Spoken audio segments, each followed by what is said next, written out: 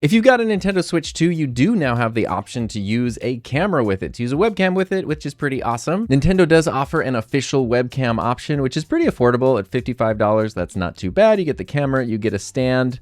But if you're like me and you've got an OBSBOT webcam, you can actually use this higher quality webcam directly with your Switch 2. And you can see here on OBSBOT's website, they list the currently compatible webcams, which is the Tiny 2, the Tiny 2 Lite, the Tiny SE, and the Tiny 3 series cameras. So these are pretty popular webcams. You might already have one. And if you do, this is all you need to do to use it with your Switch 2. Just connect the camera to your computer and make sure that you are running the most recent firmware update. If you're not totally up to date, right up here, there's going to be a little banner that says click to update. Just be sure to do that. And then you can click on the More tab to see more options. And if you scroll down right here, you're going to see Switch 2 mode. So if you click on that, the camera's going to restart. And once it's restarted, then you're ready to connect it to the Switch. You can either connect it to the Switch directly or use a USB-C to A cable and connect it to the Switch dock if you want to use it while the Switch is docked. And what's cool about that is I can just pop the camera on the Switch itself and then either plug it into the top here or to the port on the bottom.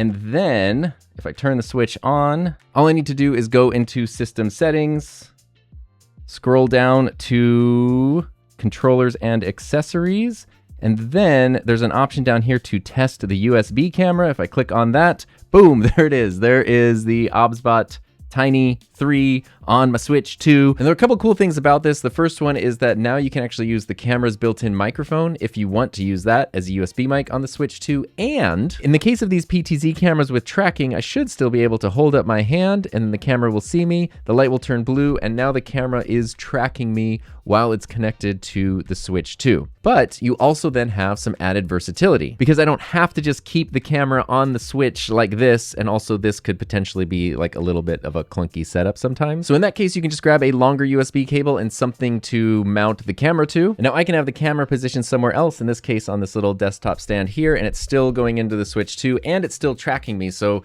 I can be like a lot more comfortable doing whatever I'm doing and still be in frame and still be tracked with the camera.